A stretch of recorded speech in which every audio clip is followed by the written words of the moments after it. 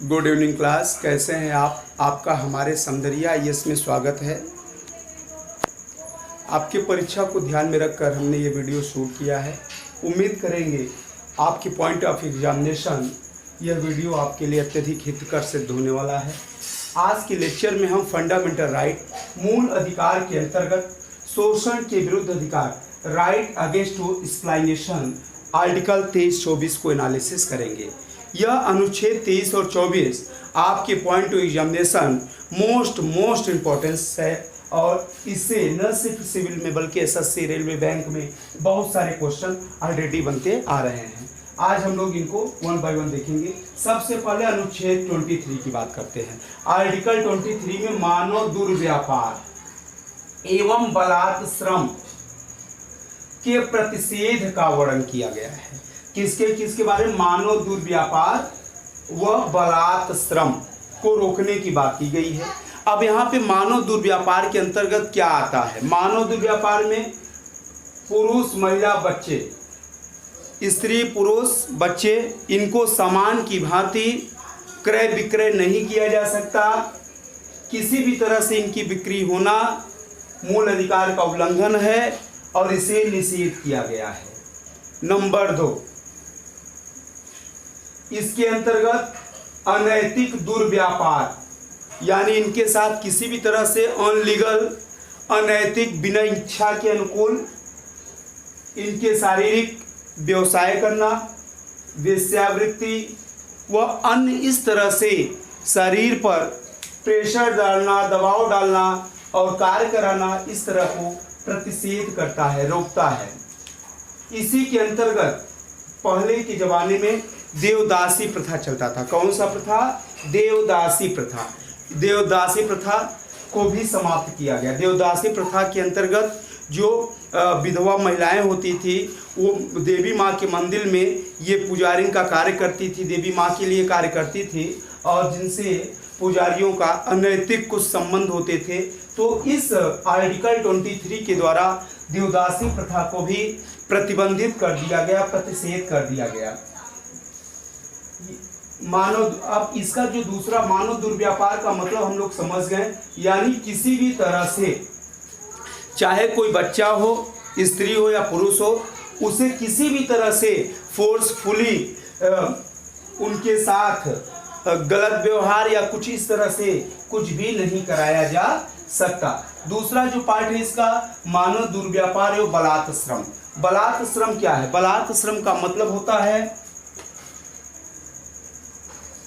Free में मेहनत कराना, यानी कार्य के बदले कुछ भी न देना। सामान्यतया हम लोग जब किसी से कार्य कराते हैं उसके बदले उसकी जो मजदूरी होती है उसको दिया जाता है, जबकि बलात् श्रम के अंतर्गत मजदूरी न देने का प्रावधान होता है या ऐसा कि उसको उसके कार्य के अनुरूप मजदूरी को न देना, इसको भी इसी के अंतर्गत रखा गया है। इसी में बेगार, बेगार का मतलब कार्य के बदले मजदूरी को न देना। दास प्रथा, पहले के ज़माने में दास यानी बंधुआ मजदूरों को रखा जाता था, उसको भी इसी के अंदर रखा गया है। ध्यान रखना कि दास प्रथा का माने भारतीयों के लिए अलग सेंटेंस में दास प्रथा जो यहाँ पे संविधान में वर्णित है। यहाँ पे बंधुआ नौकर की भांति लोगों को अपने घर रखा जाता है, उनकी रिक्वायर की चीज़ें देकर उनको पूरी तरह से पूरे जीवन तक घर का कार्य कराया जाता। कुछ इस संदर्भ में दास प्रथा शब्द को लिया गया है, जबकि दिल्ली सल्तनत में जो दास प्रथा था उसका इससे कोई भी संबंध नहीं है। वहाँ दास का मतलब बिना माता पिता का संतान होता है, मुमालिक बोला गया था।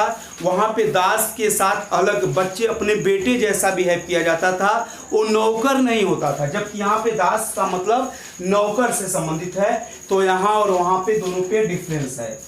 अच्छा भाई, इसी के अंतर्गत बंधुआ मजदूर अधिनियम 1976 पारित किया गया। कौन सा अधिनियम?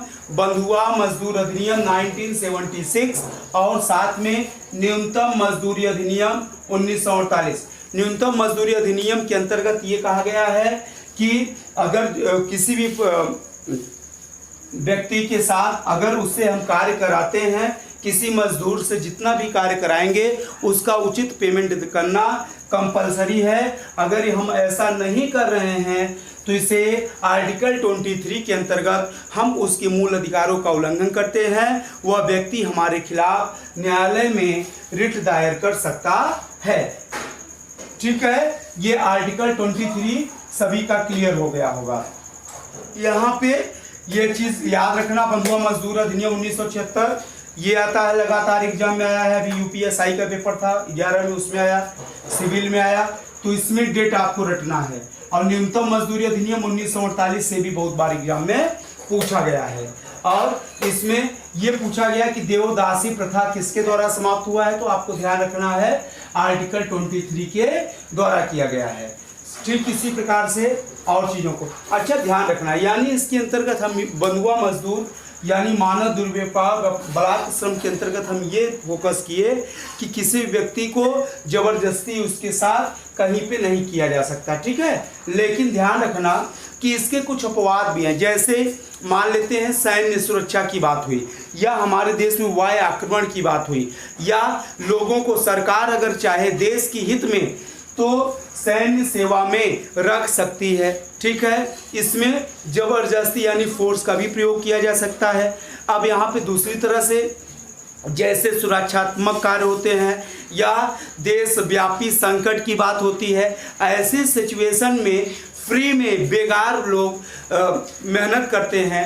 और जैसे सपोज करिए अभी एक कोरोना वायरस के बचाव में बहुत सारे लोगों ने फ्री में बहुत सारे सोशल वर्क किए, तो इन सब के विपरीत यहाँ पे किसी प्रकार का रिट का प्रावधान नहीं है, क्योंकि यह स्वेच्छा से सामाजिक कार्य के अंतर्गत आता है। ठीक है, अच्छा अब आर्टिकल हम 24 को देखेंगे। अनुच्छेद 24 ये बताता है कि 14 वर्ष से कम उम्र के बच्चों को किसी भी खतरनाक कार्य जैसे कारखाना, फैक्ट्री, खान या अन्य किसी भी प्रकार के खतरनाक कार्य में किसी भी तरह से इन्वॉल्व नहीं किया जा सकता है।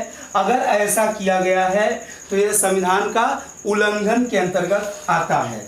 इसके लिए बाल श्रम अधिनियम 1986 पारित किया गया था, जिसमें यह कहा गया था कि अगर कोई इस तरह से व्यक्ति ऐसा कार्य करने का प्रयास कराता है 14 वर्ष या इससे कम उम्र के बच्चों से जबरदस्ती फोर्सफुली कार्य कराता है, तो उसे 1 वर्ष तक कैद और 2000 रुपये तक जुर्माना का प्रावधान किया गया। बाद में क्या किया गया, 1986 बाल श्रम अधिनियम 1986 में पुनः एक नया प्रावधान लाया गया और इसमें कहा गया कि जो 14 वर्ष बाल श्रम के लिए निषेध है, इसे 14 वर्ष से बढ़ाकर 18 वर्ष कर दिया गया। कितने वर्ष, 18 वर्ष। और पहला तो उम्र बढ़ा दिया गया 18 वर्ष, दूसरा जो 1 वर्ष के लिए कारावास का प्रावधान था उसको 2 वर्ष कर दिया गया। जो जुर्माना 2 वर्ष था 2000 रुपये का था, उस जुर्माने को 5000 कर दिया गया। अगर कोई व्यक्ति यानी अब प्रेजेंट में क्या है कि अगर कोई बाल श्रम का उल्लंघन कर रहा है तो 2 वर्ष का कैद और 5000 रुपये का जुर्माना हो सकता है, और ज़रूरत पड़ा तो दोनों नियम लागू हो सकते हैं, यानी दोनों चीज़ें हो सकती हैं। लेकिन अगर कोई व्यक्ति 2 के बाद फिर से बाल श्रम का बार बार उल्लंघन कर रहा है तो अधिकतम 3 वर्ष तक का कैद का प्रावधान हो जाएगा और जुर्माना भी उसी के अकॉर्डिंग बढ़ाया घटाया जा सकता है।